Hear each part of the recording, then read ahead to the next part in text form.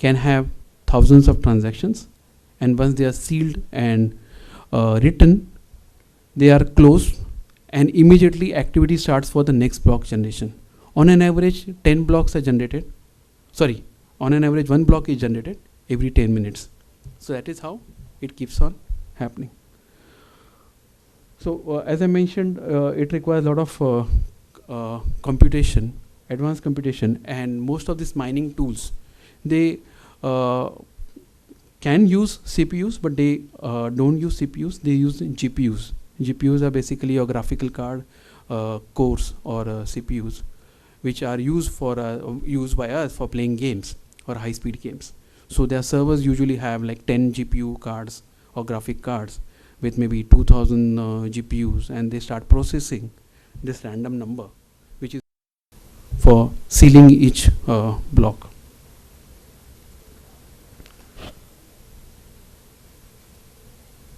So how it is? It is basically like a lottery system. Each mining software is doing the activity.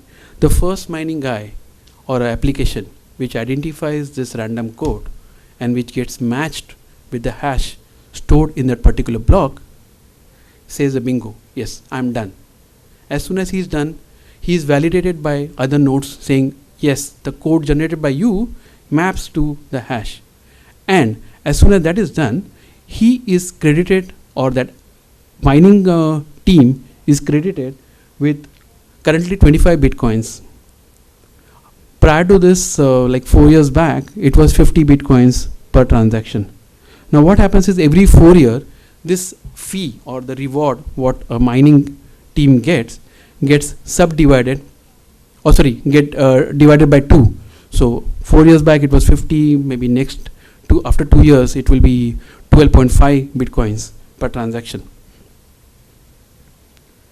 So every 4 years this transactions reward start divided by 2, start getting divided by 2. Okay, how this blockchain works? It's like you and me making a transaction, making a request for a transaction, saying I want to transfer so and so money to my travel agent. Now if I'm in the US, I would do that. I'm buying airline ticket and I'm paying by Bitcoin. So this way, hundreds and thousands of people are posting their request. As soon as the request is posted, a mining application or a team will start identifying if this transaction is a valid transaction. As I explained, he will first of all check if I'm a valid entity, do I have that much money, can I transfer this money to so and so address, that address is a valid address, and once that confirms, it goes and sits into a to-do list, wherein when the block is closed, that transaction will be added into that activity. Now each request which is sent by an individual or an agency or an address is spread out across multiple nodes using peer-to-peer protocol. This is something similar to BitTorrent, what we use, because it's as simple as that. I'm searching for some particular movie, I want to download some data or whatever. I just put a request, it goes and finds the nearest hop or nearest user having this data, and I can start fetching it. So this uses the same thing. It sends data to a nearest node. From that node, it spreads out to 4 or 5 different nodes, and they keep on, populating this data across. So request is made, request transaction broadcasted over P2P network. Nodes validate the transaction. So there is a basic a fee mapped to each transaction. So if I want to transfer 5 bitcoins to you, I would say I'm going to pay 0.007 bitcoins whoever agrees or accepts my transaction. So as soon as any node or any mining team identifies this transaction is valid, that much money gets credited to that person's account, which is very small and nominal, but it is a value for because they are doing numbers of transactions. Once verified, transactions, my particular transaction get combined to be formed as a block, and a new transaction, a new block is generated as soon as a number of transactions are compiled together, and it is added to a blockchain. So what we were talking so far was trying to explain how this public blockchain works. This is not what usually fintech houses or banks are talking about. They are basically talking about a walled garden, or in an analogy I would say intranet. So if I would have to explain intranet maybe 10 years back, I would have said, okay, there is the internet and there is intranet. Intranet is for my close group. So what this financial organizations talking today are basically intranet or blockchain in their own network, in their own system. So they can play with it, they can add transactions, they can maintain record, and as it is auditable, you can always audit these transactions. Immutable, you cannot play around with the data. So secure, and they want to use this as their transparent ledger to transact with people. Okay, sorry. In public blockchain, okay, which is used for making transactions or recording transactions, there are no authority. So there is no central authority. So if my node is there, which is having all blockchain data, this is as equal to any other node over the internet. So even my laptop can be a node and which can accept, approve transactions. So buyer seller can do a transaction. Now why this was formed? Because blockchain was used by cryptocurrencies like Bitcoin, and where two entities do not know each other, they don't even know who is the person behind this address. So for them to do a transaction, nodes validate saying yes, this much money is there that can be transferred as soon as this is confirmed that you have made a payment towards this. So if I'm buying a Bitcoin from somebody, I just have to confirm that this is the money I'm going to deposit. This money is flagged to be deposited. As soon as Bitcoin get transferred, money gets transferred.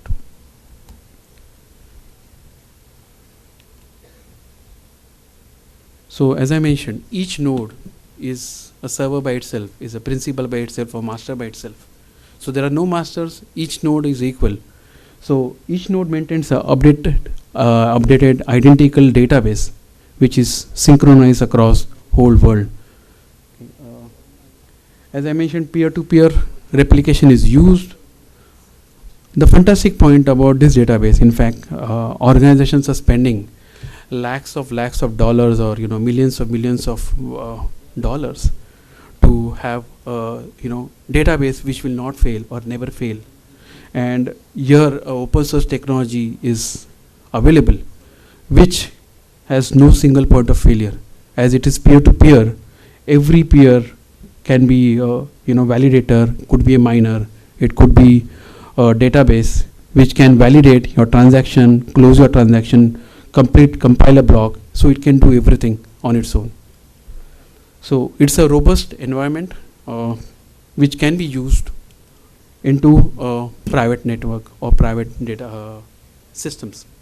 So these are few projects which are basically blockchains, customized, improvised, secure for private consumption. So these are few projects, like one Ethereum is promoted by Microsoft. It's not a Microsoft product, but it is promoted aggressively. Even Azure has that.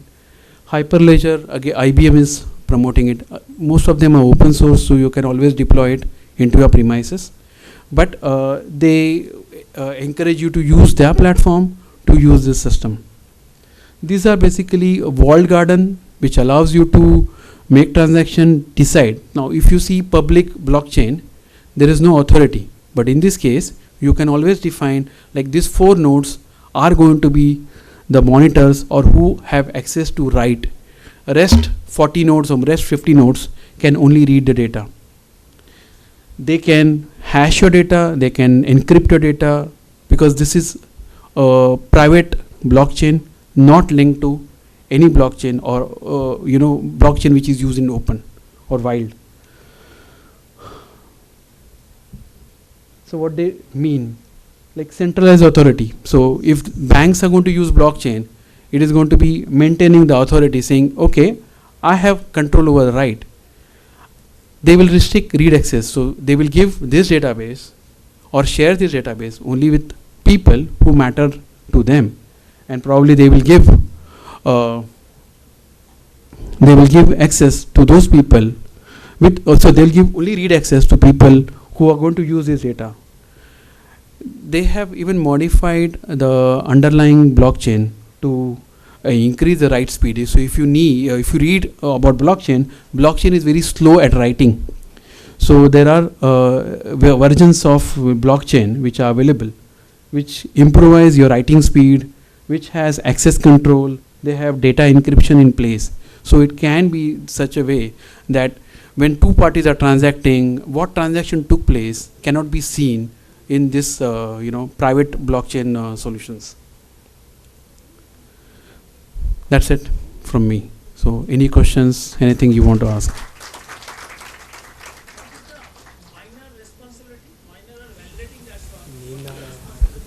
Basically, his responsibility is to ensure that a transaction is valid. So if I'm buying some share, asset or bitcoins or whatever, he has to identify that this transaction is valid.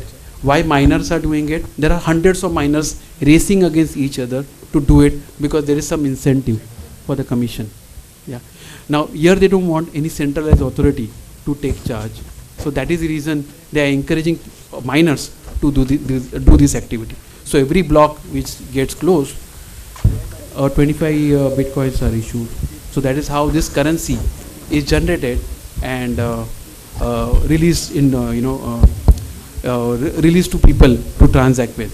In total, there will be 21 million bitcoins that will be issued. So they are in process to be issued. So every 10 minutes, 25 bitcoins are issued.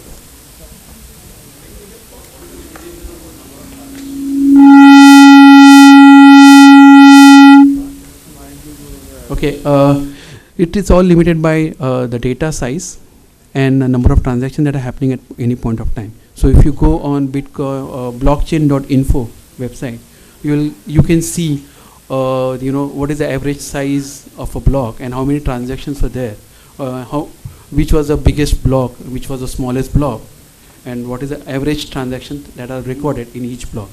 Again, they are limited by number of data that can be stored. So if a limit is reached, technical limit, the block is in the process to close. The rest of the transactions are pushed across for the next block, and this activity continues.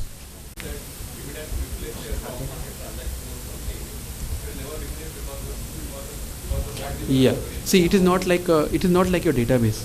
So you have to understand here, even if this software is used for multiple things. Well, like I can give you, example also. But when these transactions are used, okay, they are storing hash value of your any product. Like for example, I'm storing my contract information on blockchain. So what I actually do is that document is stored separately. I generate a hash of the document and I dump it into a blockchain transaction. So tomorrow, if there is an ambiguity between you and me, we can always map the final agreement copy and check the hash of it. If it matches, then this is a valid transaction or valid contract, and we can go as per the rules or transactions which are mentioned in this. So that is a validated. No. Transactions can be big. It all depends on the number of data or amount of data that can be stored. So there are limitations. There are technical limitations on that. Sir, but don't compare this with your traditional databases. There are thousands of transactions that can happen. Only problem is the amount of data that can be stored. You can't store big transaction information. So it is not like your MS SQL or Oracle or something like that, where you have 250 columns and you're dumping all data and there is a replication happening, there is a indexing happening. No, that data can't be stored. Basic example would be,